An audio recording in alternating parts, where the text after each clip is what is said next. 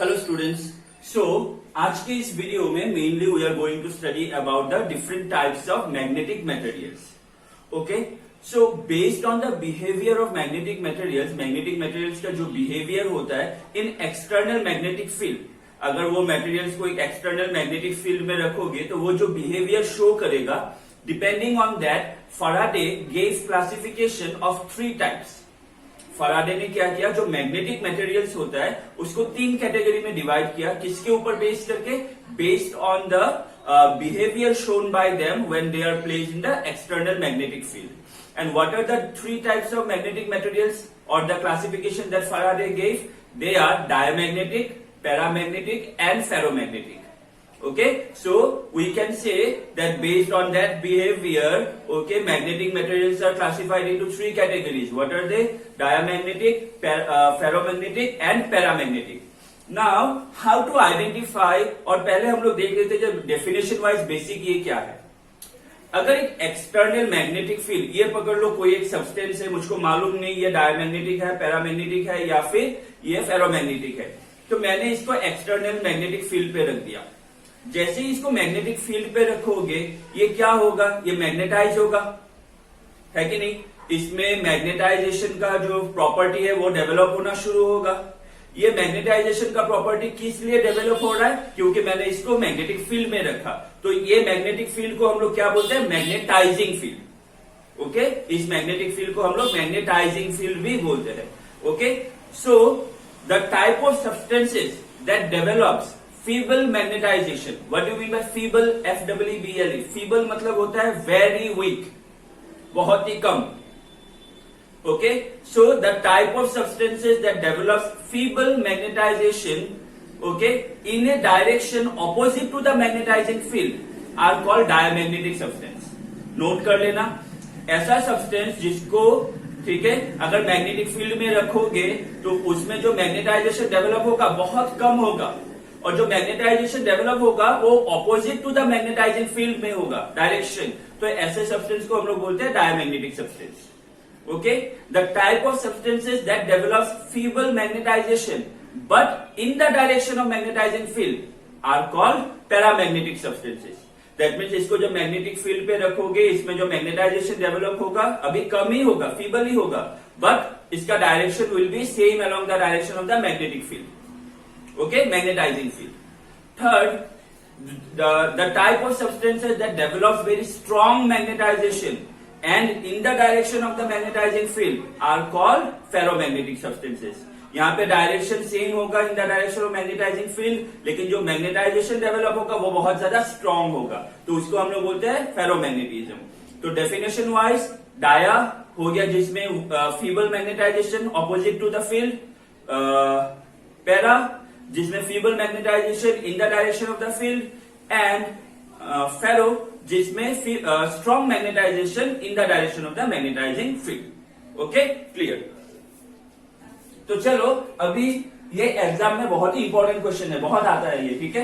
तो हम लोग अभी कुछ बेसिक डिफरेंसेस देख लेते हैं between diamagnetism, paramagnetism and ferromagnetism.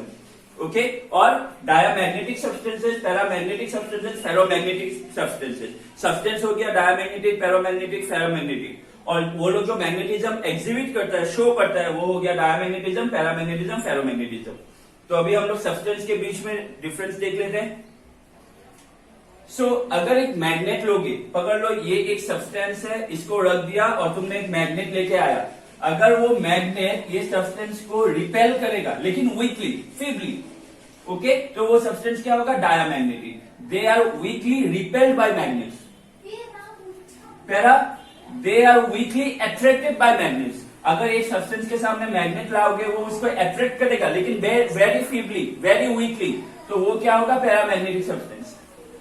Ferromagnetic substance, they are strongly attracted by magnet. अगर एक सब्सटेंस के सामने मैग्नेट लाओगे और बहुत स्ट्रांगली अट्रैक्ट करेगा तो वो सब्सटेंस क्या होगा? फेरोमैग्नेटिक। ओके, दूसरा, अगर एक नॉन यूनिफॉर्म मैग्नेटिक फील्ड लोगे, नॉन यूनिफॉर्म मतलब जहां पे मैग्नेटिक फील्ड कहीं पे ज्यादा कहीं पे कम ऐसा होगा, सब जगह में सेम होगा तो वो तो यूनिफॉर्म हो गया।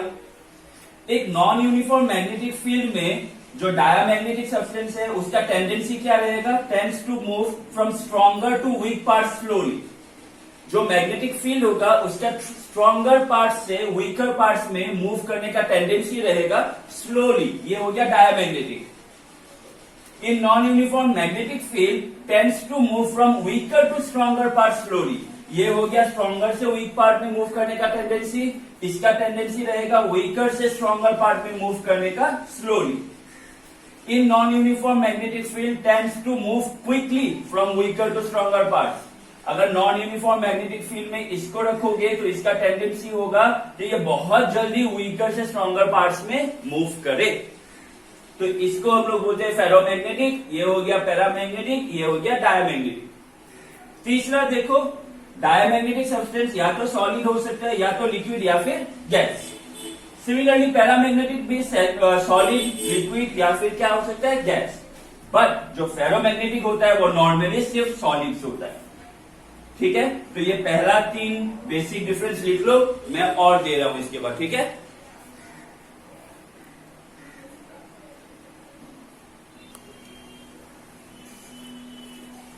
ओके, सो फिर से मैंने देखो 3 प्रॉपर्टीज लिखा हुआ है। So let us see what are these 3 properties.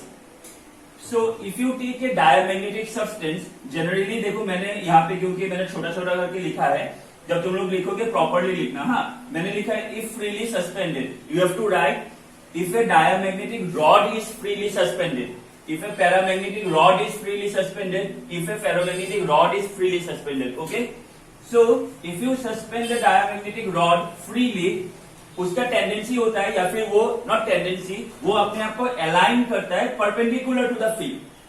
Okay, when a diamagnetic rod is suspended freely, it aligns itself in a direction perpendicular to the field.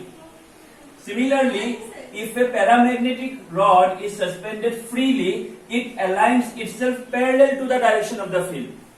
Same goes with ferromagnetic. If a ferromagnetic material is, or if a ferromagnetic rod is suspended freely, it aligns itself parallel to the direction of the field.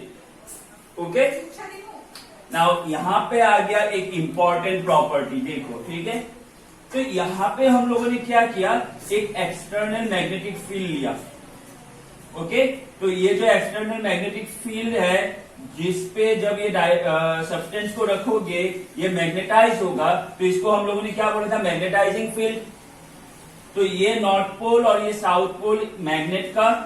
ठीक है, अच्छे से diagram देखो, हाँ थोड़ा अच्छे से zoom करके देखो। यहाँ पे ये हो गया डायमैग्नेटिक सब्सटेंस। डायमैग्नेटिक सब्सटेंस को जब प्लेस करोगे, नॉर्थ पोल सेम साइड में है, साउथ पोल सेम साइड में है। लेकिन पैरामैग्नेटिक और फेरोमैग्नेटिक को जब प्लेस करोगे, नॉर्थ पोल की तरफ इसका साउथ पोल है, साउथ पोल की तरफ इसका नॉर्थ पोल है। अच्छे से देखना, ठीक है। सिमिलरली फेरोमैग्नेटिक, ये जो एक्सटर्नल मैग्नेट है और ये जो फेरोमैग्नेटिक सब्सटेंस है, साउथ और नॉर्थ एक साथ है, नॉर्थ और साउथ एक साथ है। डायग्राम गलत बनाओगे पूरा गलत हो जाएगा। ओके, सो ये जो एक्सटर्नल फील्ड है इसको हम लोग बोलेंगे मैग्नेटाइजिंग फील्ड, और ये जो सब्सटेंस है, ये सब्सटेंस का जो टोटल मैग्नेटिक फील्ड बनेगा उसके अंदर में, उसको हम लोग बोलते हैं मैग्नेटिक इंडक्शन। याद रखना, मैग्नेटाइजिंग फील्ड जो ये बाहर वाला मैग्नेटिक फील्ड है, और ये जो मटेरियल के अंदर टोटल मैग्नेटिक फील्ड होता है उसको हम लोग बोलते हैं magnetic induction.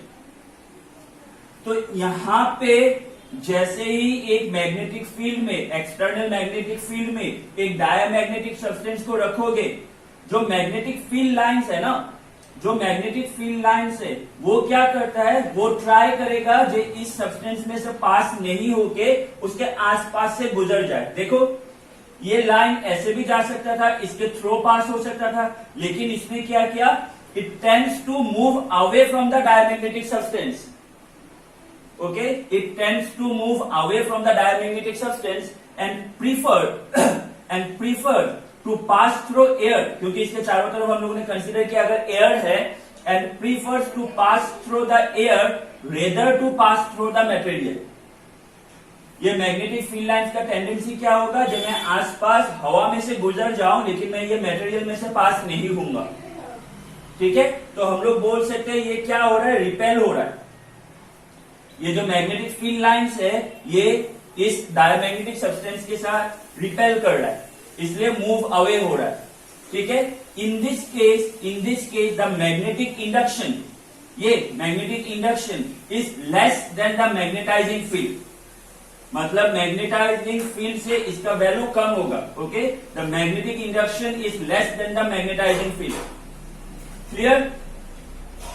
When a paramagnetic substance is placed in an external magnetic field, or when a paramagnetic material is placed in a magnetic field, then the magnetic field lines, okay, then the magnetic field lines will choose or will prefer to pass through the material rather to pass through air. ये magnetic field lines air से पास होने के वजह से बजाय material से पास होने का कोशिश करेगा. Okay, in this case the magnetic induction is slightly greater than the magnetizing field. Magnetic induction magnetizing field से थोड़ा ज्यादा होता है. Okay, and the magnetic field lines they a little bit concentrate and passes through the material. Okay, the magnetic field lines they concentrate a little bit through the material. Ferromagnetic में क्या हो रहा है? When you place a ferromagnetic material in an external magnetic field, the magnetic field lines concentrate more, okay, concentrates much more with respect to this material. That means they tend to pass through the material more, यहाँ से ज्यादा, more greatly compared to the paramagnetic material. The value of magnetic induction is much more greater than the magnetizing field in case of ferromagnetic material. Okay, ये वाला diagram अच्छे से बनाना. मैं फिर से एक बार प्रॉपर बोल देता हूं जिस तरह से तुम लोग को नोट्स बनाना है. When a diamagnetic material is placed in a magnetic field, the magnetic field lines prefers to pass through air rather than passing through the material. Okay, so we can say that the magnetic field lines are repelled by the diamagnetic substance. Okay, the magnetic induction is less than the magnetizing field in this case. When a paramagnetic substance or material is placed in a magnetic field, the magnetic field lines prefers to pass through the material rather to pass through air. The magnetic field lines concentrate slightly, थोड़ा सा slightly into the material.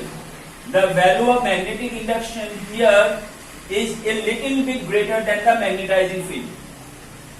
When a ferromagnetic material is placed in a magnetic field, okay, the magnetic field lines concentrate greatly into the material.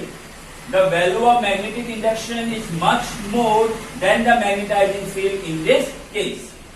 Okay, north north south south ऐसे place करना है. north south ऐसे place करना है. north south ऐसे place करना है. Okay, last देख लो डाया, पैरा और फेरो का example. Bismuth, copper, lead, aluminium, sodium, calcium, ferromagnetic, iron, cobalt, nickel. ये हो गया कुछ example of diamagnetic, paramagnetic, ferromagnetic. Okay, तो इस वाले वीडियो में मैंने कुछ बेसिक चीजें समझाई. ये डायमैग्नेटिक, पैरामैग्नेटिक, फेरोमैग्नेटिक के बारे में बहुत कुछ पढ़ने को है. ठीक है, तो इसलिए मैं एक बार बोलूंगा ये सब तो चाहिए ही, ये सब इंपॉर्टेंट है, ये सब देख लो. इसके अलावा एक बार बुक स्टडी कर लेना, थोड़ा नोट स्टडी कर लेना, ताकि इसके बारे में जो और चीज है वो भी अच्छे से तुम लोग को याद हो जाए एग्जाम के लिए. Okay, thank you.